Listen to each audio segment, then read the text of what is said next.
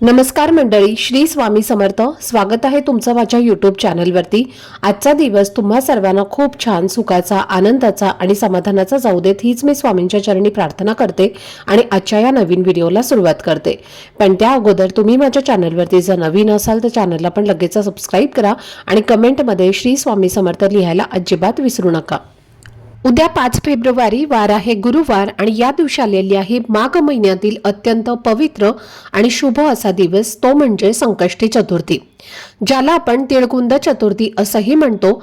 आणि खरं सांगायचं झालं तर संपूर्ण वर्षातील सर्व संकष्टी चतुर्थींपैकी माघ महिन्यात येणाऱ्या या चतुर्थीला एक वेगळंच आणि खूप खास असं महत्त्व दिलं जातं. कारण असं म्हटलं जातं की या दिवशी श्रद्धेने केलेली प्रार्थना आणि उपाय लवकर फळ देतात.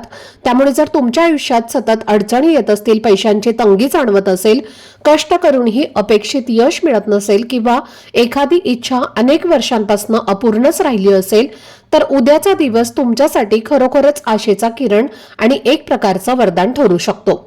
तर आजच्या या व्हिडिओमध्ये मी तुम्हाला एका अशा साध्या पण प्रभावी उपायाबद्दल सांगणार आहे, ज्याबद्दल कदाचित फार कमी लोकांना माहिती असेल. आणि या उपायासाठी ना मोठा खर्च आहे, ना अवघड विधी आहेत.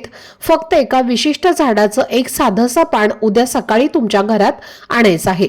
ऐकायला अगदी सोपं वाटतं ना, पण या एका पानामध्ये तुमच्या आयुष्यातील गरिबी, मानसिक ताण, दुःख आणि अडथळे दूर करण्याची अद्भुत शक्ती असल्याचं मानलं जातं. मात्र हे पान नेमके कोणत्या झाडाचं आणायचं आहे आणि ते योग्य पद्धतीने कसं आणायचं आणि सर्वात महत्त्वाचं म्हणजे त्याचा उपयोग कसा करायचा, याबद्दलची संपूर्ण माहिती आजच्या व्हिडिओमध्ये मी तुमच्यासोबत शेअर करणार आहे. त्यामुळे व्हिडिओ हा स्किप न करता शेवटपर्यंत नक्की पहा, जेणेकरून तुमच्यापर्यंत योग्य ती माहिती पोहोचेल. आणि तुम्ही माझ्या चॅनलवरती जर नवीन असाल तर चॅनलला पण लगेच सबस्क्राईब करा आणि बेल आयकॉनला पण प्रेस करा, म्हणजे मी जेव्हा कधीही नवीन व्हिडिओज अपलोड करेन त्याचं नोटिफिकेशन सर्वात आधी तुम्हाला मिळेल आणि तुमचा एकही व्हिडिओ हा मिस होणार नाही. तसेच खाली असलेल्या हाय बटनवर सुद्धा क्लिक करा. त्याचबरोबर खाली तुम्ही जर बाप्पांचे भक्त असाल आणि त्यांच्या कृपेवर तुमची नितांत श्रद्धा असेल तर या व्हिडिओला लाईक करा. तुमच्या मित्रमैत्रिणींसोबत हा व्हिडिओ शेअर करा आणि चॅनलला सबस्क्राईब करायला विसरू नका. तसेच कमेंट बॉक्समध्ये तुमची श्रद्धा व्यक्त करण्यासाठी तुम्ही श्री स्वामी समर्थ किंवा ओम नमो भगवते वासुदेवाय नमः असं लिहा. कारण असे म्हणतात की भक्तिभावाने लिहिलेला एकही शब्द हा थेट बाप्पांपर्यंत पोहोचतो. आणि लक्षात ठेवा, माघ महिन्यातील या संकष्टी चतुर्थीला लंबोदर संकष्टी चतुर्थी असंही म्हटलं जातं, जी विशेष फलदायी मानली जाते. असं म्हटलं जातं की या दिवशी गणपती बाप्पा पृथ्वीवर अत्यंत जागृत अवस्थेत असतात. म्हणजेच इतर दिवसांच्या तुलनेत या दिवशी केलेली प्रार्थना, केलेली सेवा आणि मनापासून मागितलेली इच्छा फार लवकर बाप्पांपर्यंत पोहोचते.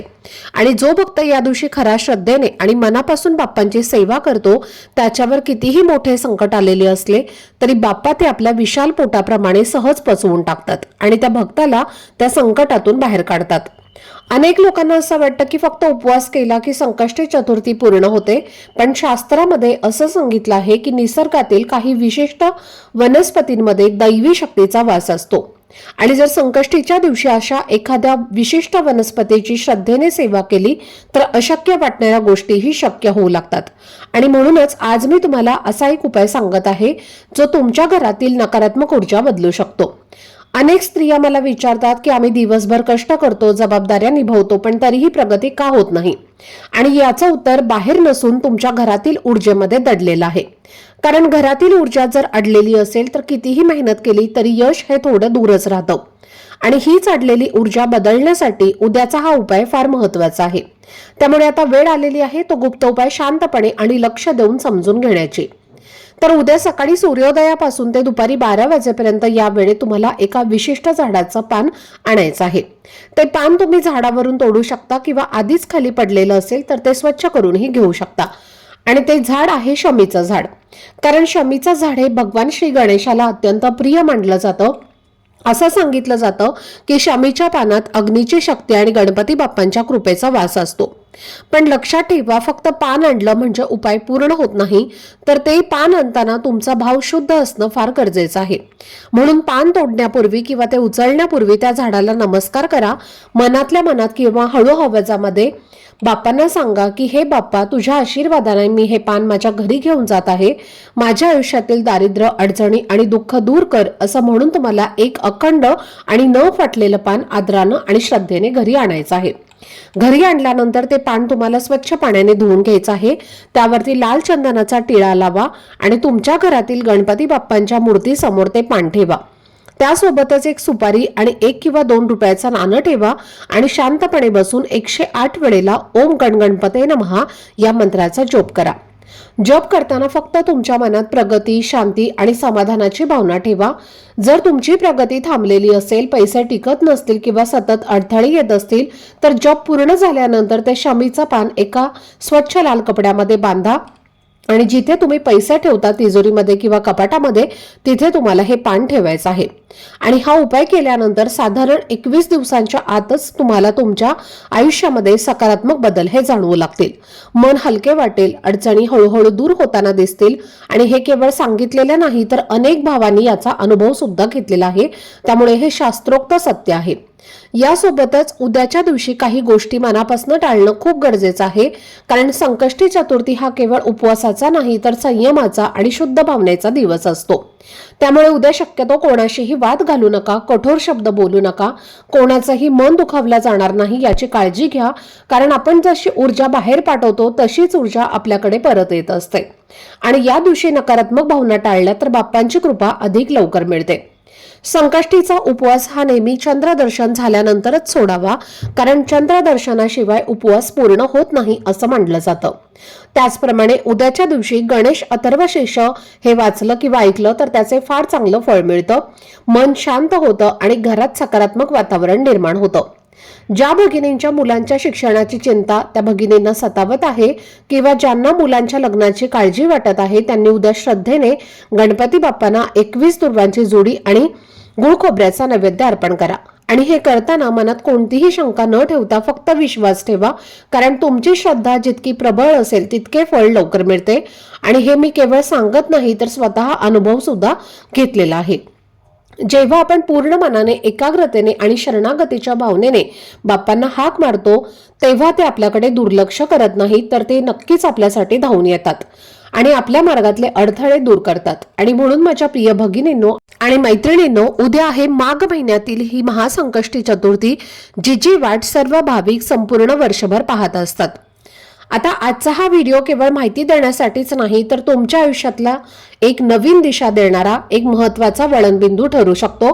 कारण अनेकांना असं वाटतं की संकष्टी म्हणजे फक्त उपवास, पण प्रत्यक्षात उद्याचा दिवस म्हणजे विश्वातील सकारात्मक ऊर्जा स्वतःकडे आकर्षित करण्याचा दिवस असतो. जे विद्यार्थी अभ्यासात मागे पडलेले आहेत, ज्यांना परीक्षेत यश हवं आहे किंवा जे तरुण तरुणी अनेक दिवसांपासून चांगल्या नोकरीच्या शोधात धावपळ करत आहेत, त्यांच्यासाठी पुढे सांगणार असलेला हा उपाय फार महत्त्वाचा आहे. कारण हा उपाय सहसा कोणीही सहज सांगत नाही आणि तो मनापासून केल्यावर तुमच्या प्रगतीचे मार्ग हळूहळू मोकळे होताना तुम्ही स्वतः अनुभवाल. आणि म्हणूनच हा व्हिडिओ शांत चित्ताने आणि पूर्ण लक्ष देऊन शेवटपर्यंत नक्की पहा. कारण अर्धवट माहिती ही कधीच श्रद्धेला पूर्ण फळ देत नाही. आपल्या पुराणामध्ये अशा काही वनस्पतींचा उल्लेख केलेला आहे ज्यामध्ये साक्षात देवतांचा अंश वास करतो असं मानलं जातं. आणि म्हणूनच योग्य वेळी आणि योग्य भावनेने त्या वनस्पतींचा संपर्क आपल्या जीवनात आला तर त्याचा सकारात्मक परिणाम नक्कीच दिसून येतो. तर उद्या सकाळी तुम्हाला तुमच्या घराजवळच्या एका झाडाचं फक्त एक छोटंसं पान घरात आणायचं आहे.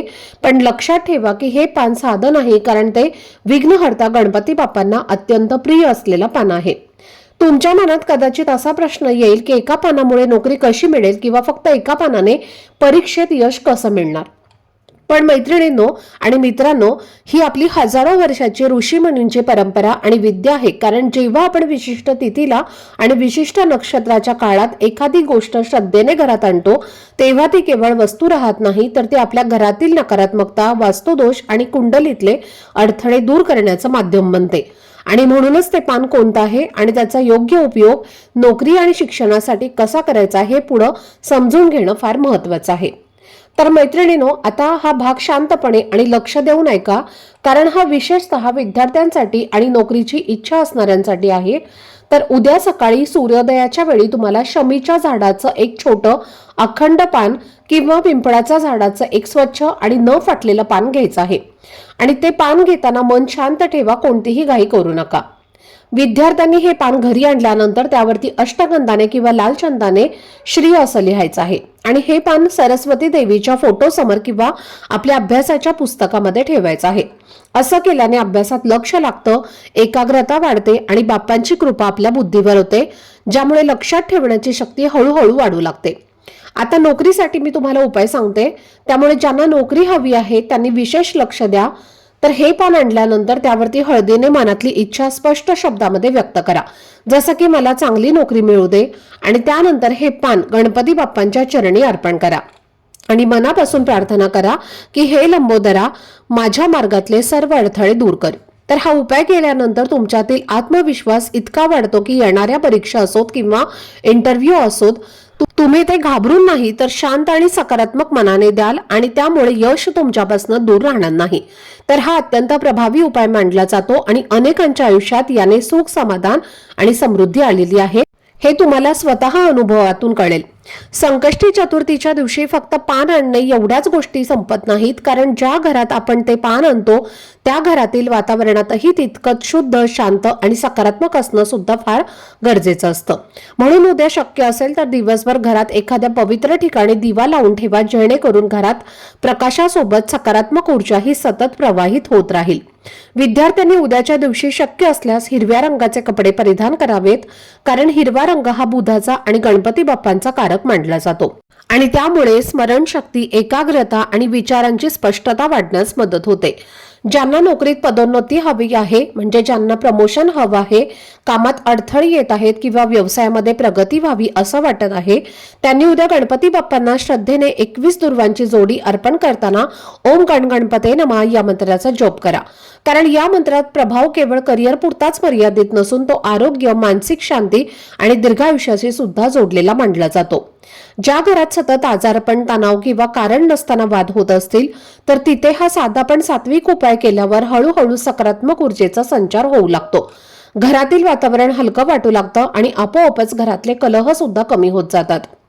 तर मित्रांनो आणि मैत्रिणींनो, हा उपाय पूर्णपणे सात्विक आणि श्रद्धेवर आधारित आहे आणि तो मनापासून केला तर तुमच्या आयुष्यात समाधान आणि सुख नक्कीच येते.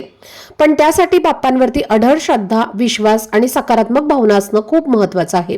मी पुन्हा एकदा प्रेमाने आठवण करून देते, जर तुम्हाला आजचा हा व्हिडिओ आवडला असेल, त्यातला उपाय आणि दिलेली माहिती मनापासून आवडली असेल तर व्हिडिओला लाईक करा आणि शेअर करा तुमच्या फ्रेंड्स अँड फॅमिली सोबत.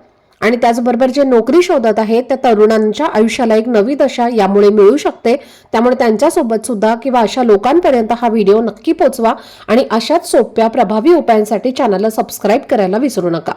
चला तर मग उद्याची ही संकष्टी चतुर्थी तुमच्या आयुष्यात आनंद, आरोग्य, शांती आणि यश घेऊन येऊ दे हीच मनापासून भेटूयात पुढच्या व्हिडिओमध्ये. तोपर्यंत सर्वांना श्री स्वामी समर्थ.